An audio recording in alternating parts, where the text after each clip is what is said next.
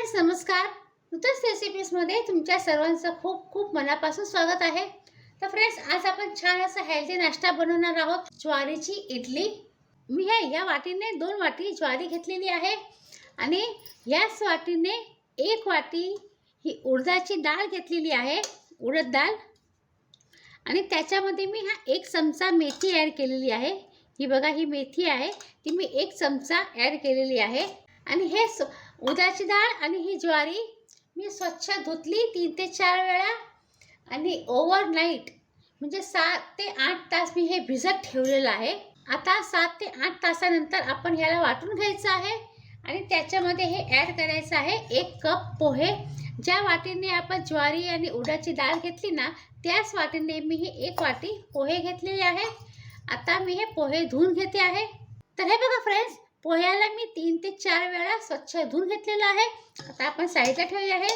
तर आता एका मिक्सर जारमध्ये ही ज्वारी आपल्याला घ्यायची आहे आणि आता आपल्याला वाटताना आपण हेच पाणी घ्यायचं आहे. हे पाणी टाकायचं नाही. आपण ज्या पाण्यात भिजवली ना तेच पाणी घ्यायचं, त्याच्याने फर्मेंटेशन लवकर होतं. हे मी वाटून घेते आहे. थोडं थोडं करून वाटून घ्यायचं आहे. हे बघा, ही ज्वारी मी संपूर्ण वाटून घेतलेली आहे. आता मी हे उडीद डाळ वाटून घेते आहे. उडदाची डाळ मी मिक्सी जारमध्ये ॲड केलेली आहे. त्याचबरोबर मी हे पोहे पण ह्याच्यामध्ये ॲड करते आहे. आणि उडीद डाळ भिजवताना जे पाणी आपण वापरलं होतं ना, तेच पाणी ॲड करायचं आहे. आता मी हे छान असे पेस्ट करून घेते. ज्वारी वाटताना थोडीशी दरदरी, म्हणजे हे बघा, एकदम फाईन पेस्ट नाही करायचं आहे. जसा रवा कसा असतो तशी रवा ठेवायची आहे. ही बघा. आणि उडदाची डाळ वाटताना एकदम बारीक वाटायची आहे. तर हे बघा, उडदाची डाळ आणि पोहे पण मी वाटून घेतलेले आहे. आता आपण ह्याच्यामध्ये मिक्स करूया.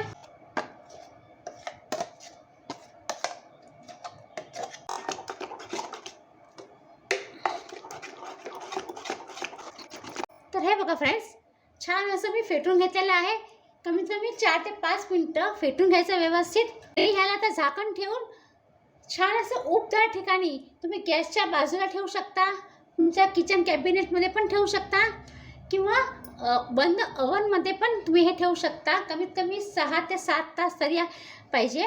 आता थोडी थोडी गरमी स्टार्ट झाली आहे, म्हणजे 6 ते 7 तास इनफ आहे. पण जर थंडी असेल ना तर तुम्ही 8 ते 10 तास किंवा 12 तास तरी ह्याला फर्मेंट व्हायला पाहिजे. तर आता आपण ह्याला झाकण ठेवूया. तर हे बघा, असं झाकण ठेवून आपण काय करायचं, जर तुम्हाला लवकर इडली जर हवी असेल ना, इडलीचं पीठ आंबवून हवं असेल फर्मेंट होऊन, तर काय करायचं, अशी चादर घ्यायची, त्याच्यावरती हे भांडं ठेवायचं आणि छान असं लपेटून, असं हे लपेटून छान असं गॅसच्या बाजूला किंवा कुठल्या तरी उबदार ठिकाणी असं ठेवून द्यायचं. कमीत कमी 6 ते 7 तास आपल्याला फर्मेंट व्हायला पाहिजे आहे. तर हे बघा फ्रेंड्स, आपण इडलीचं बॅटर जे झाकून ठेवलं होतं 6 तासासाठी, तर 6 ते 7 तास झाले आहेत आणि हे इडलीचं बॅटर छान असं वरपर्यंत फुलून आलं होतं आणि खाली पण सांडलं होतं.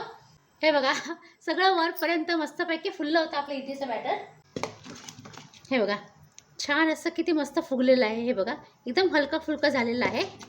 आता ना आपण ह्याच्यामध्ये मीठ ॲड करायचं आहे स्वादाप्रमाणे. आणि बाजूच्या गॅसवरती मी स्टीमर ठेवलेला आहे, म्हणजे इडलीचा कुकर ठेवलेला आहे पाणी गरम करत. तुम्हाला जर इडली नसेल बनवायची ना, तर ह्याच बॅटरने तुम्ही डोसेसुद्धा बनवू शकता किंवा आंबोळी, नाहीतर मग उत्तप्पम पण बनवू शकता. थोडंसं आपण जाडसर बॅटर पसरवायचं तव्यावरती आणि कांदा, मिरची, टोमॅटो वगैरे सगळं ॲड करून छान असं उत्तप्पम पण बनवायचं. ते पण खायला खूपच भारी लागतं. तर हे बघा, छान असं ढवळून झालेलं आहे मीठ ॲड करून. आणि या इडली प्लेट्स आहेत, त्याला मी तेलाने ग्रीस करून घेतलेलं आहे, ऑइल लावून घेतलेलं आहे. आता आपण ह्याच्यामध्ये बॅटर भरूया.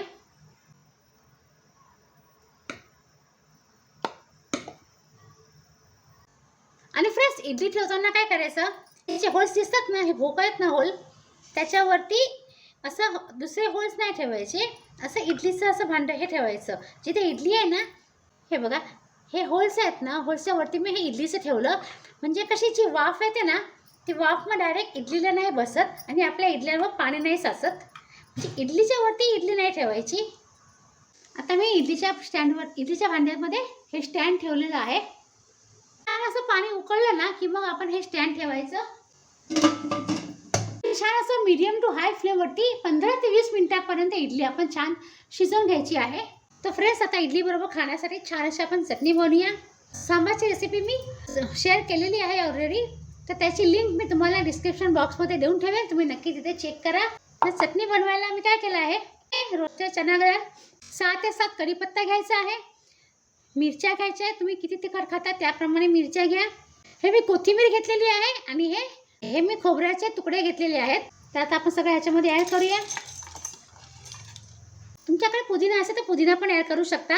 हे मी मीठ ॲड केलेलं आहे स्वादप्रमाणे.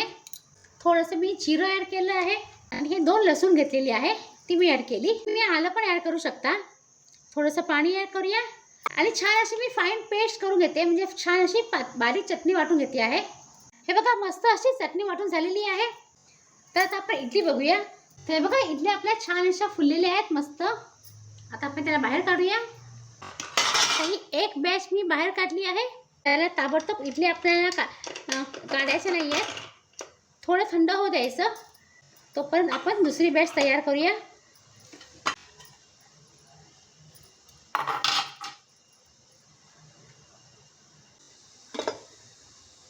गॅस मीडियम टू हाय ठेवलेला आहे. झाकण बंद करून 12 ते 15 मिनिटं छान अशी आपण इडली शिजवून घ्यायची आहे. आणि याच पद्धतीने मी बाकीच्या इडल्या पण करून घेणार आहे.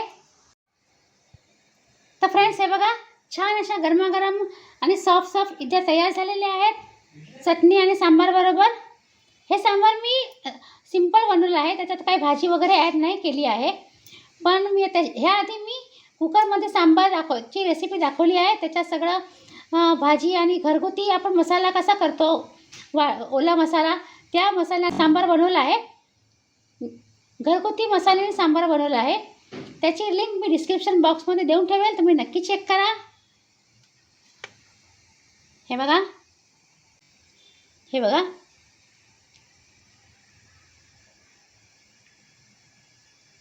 छान अशी जाळीदार इडली तयार झालेली आहे आणि हेल्दी आहे. आणि फ्रेंड्स ज्यांना तांदूळ चालत नाही त्यांनी ही ज्वारीची इडली नक्की करून बघा. आणि ह्याआधी मी बाजरीची इडली, बाजरीचा डोसा पण दाखवला आहे रेसिपी, आपल्या चॅनलवर आहे, तुम्ही नक्की तिथे चेक करा. मी त्याची लिंक डिस्क्रिप्शन बॉक्समध्ये देऊन ठेवेन. खायला खूपच भारी लागते, खूप टेस्टी लागते ज्वारीची इडली. तुम्ही ज्वारी, बाजरी, नाचणी त्याच्या पण इडल्या बनवू शकतात. तर फ्रेंड्स, तुम्हाला जर ही रेसिपी आवडली असेल ना, तर नूतन रेसिपीचं नक्की सबस्क्राईब करा, लाईक करा आणि शेअर पण करू शकता तुमच्या फ्रेंड सर्कलमध्ये, तुमच्या रिलेटिव्समध्ये. आणि कमेंट करा तुम्हाला ही रेसिपी कशी वाटली.